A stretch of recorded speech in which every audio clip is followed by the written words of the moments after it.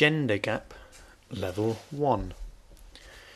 Did you know that a group of women are protesting in Saudi Arabia today? They are having a day of action.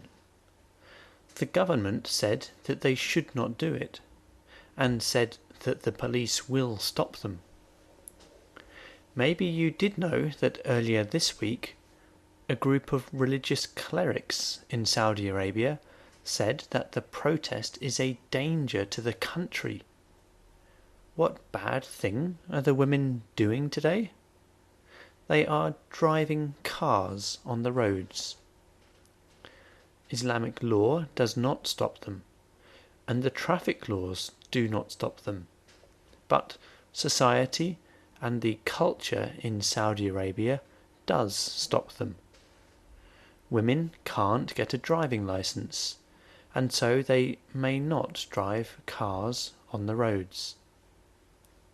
Yesterday, a new report came out about the gender gap between men and women around the world. In some areas, the gap is not very big. Women have 96% as good health as men do. Women have 93% as good education as men do. And in 25 countries, there is no gender gap in education. Did you know that in the USA now, women are now getting more university degrees than men do in all subjects? The most equal country in the world is Iceland. Here, the gender gap is less than 20%. It is also under 20% in Finland, Norway and Sweden.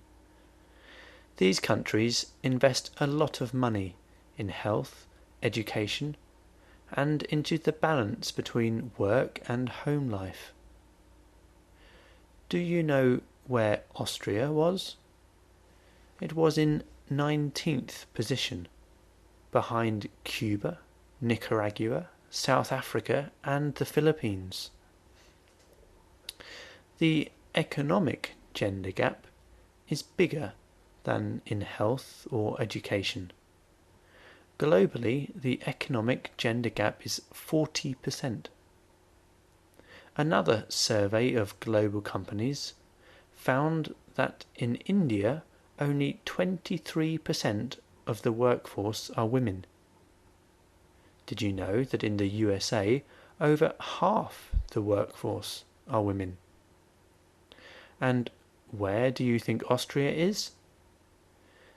It was the 4th worst in the survey. Only 29% of the workforce in Austria are women. Which countries are worse? Only India, Japan and Turkey.